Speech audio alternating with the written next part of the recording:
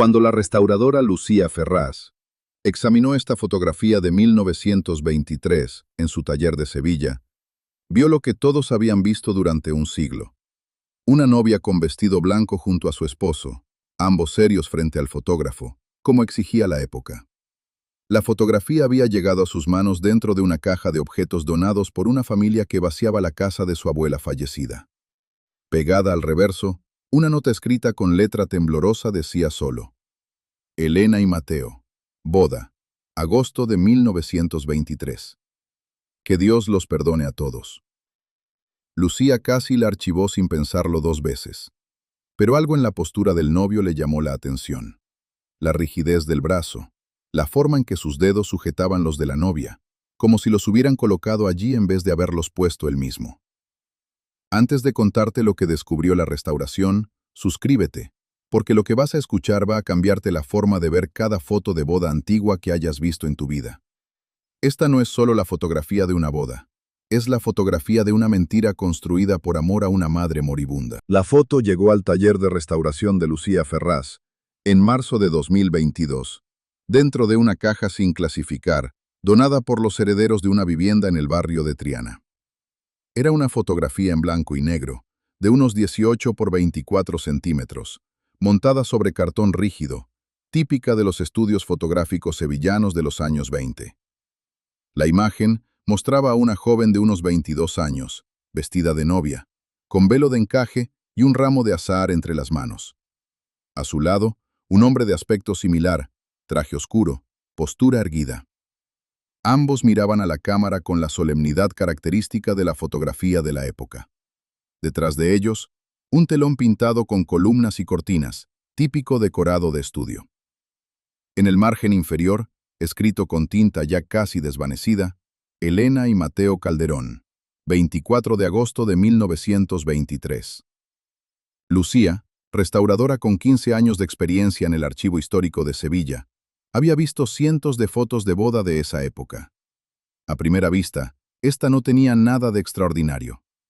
Pero algo en la mano del novio la inquietó. Los dedos estaban curvados en un ángulo que no parecía natural, sujetando la mano de la novia con una rigidez que no encajaba con la pose relajada del resto del cuerpo. Decidió escanear la fotografía a alta resolución antes de proceder con cualquier restauración física.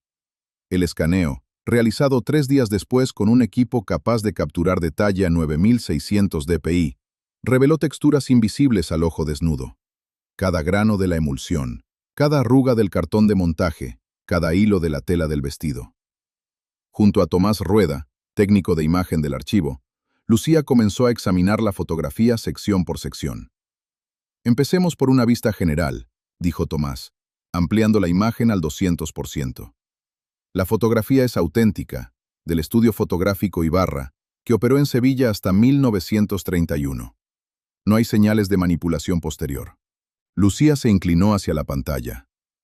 Amplía la mano del novio. Al 600% de aumento, los detalles se hicieron evidentes. La mano de Elena mostraba la textura normal de la piel viva, con líneas finas y un leve brillo natural. La mano de Mateo, en cambio, tenía una rigidez distinta. Los dedos no estaban simplemente mal colocados, parecían sostenidos por alguien más, en una posición que el propio brazo no podía mantener por sí solo. Pero había algo más extraño todavía.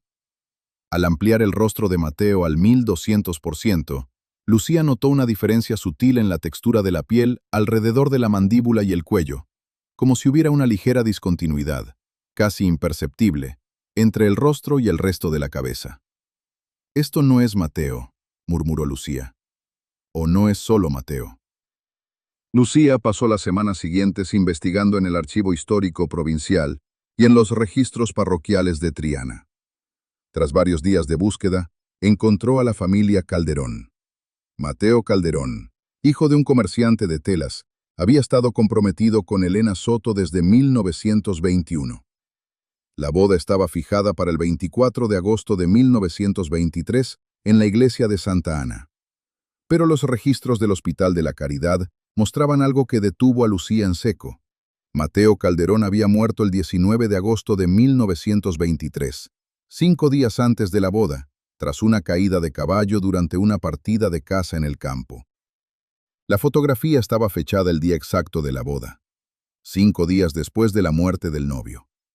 Lucía encontró la partida de defunción en el Registro Civil de Sevilla.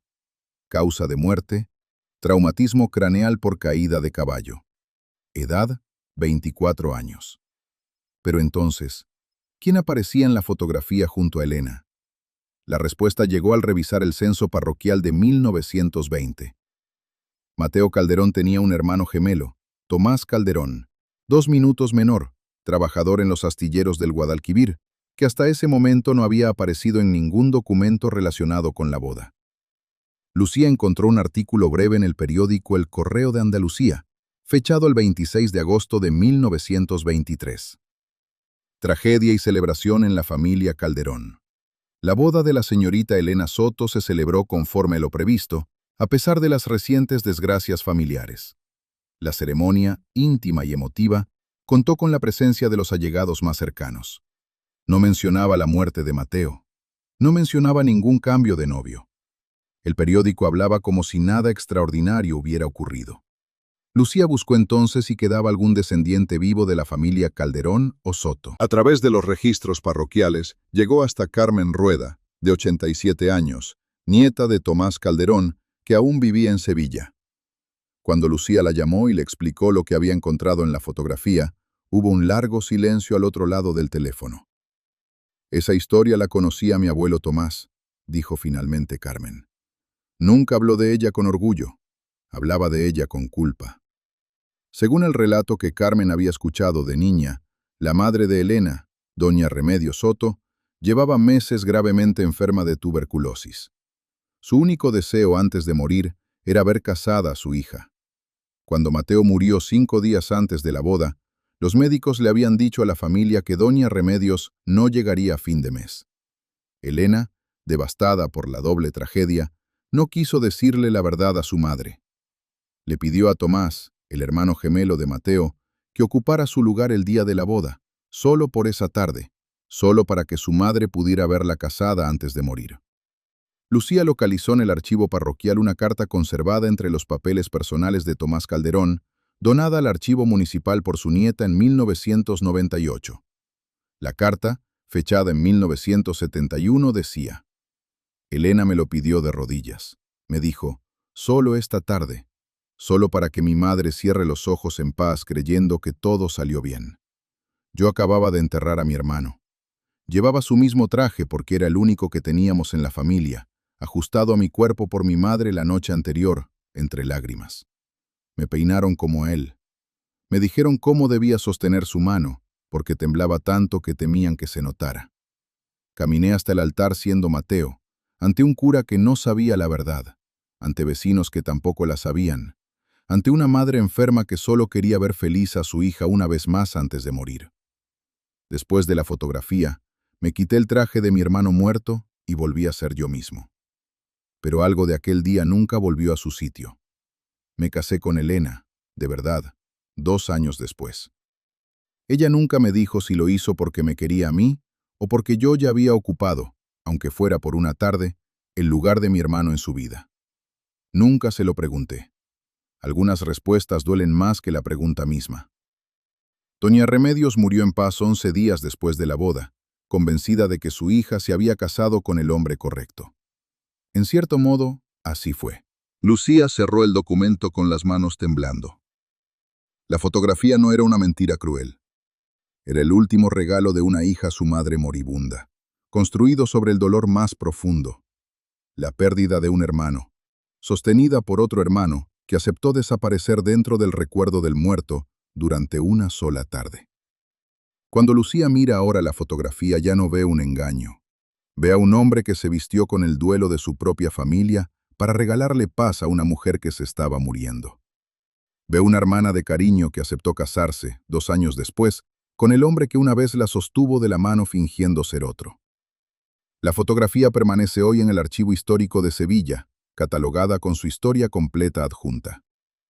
Carmen Rueda pidió que no se expusiera públicamente. Que se sepa la historia, dijo, pero que la foto descanse. Ya cargó suficiente.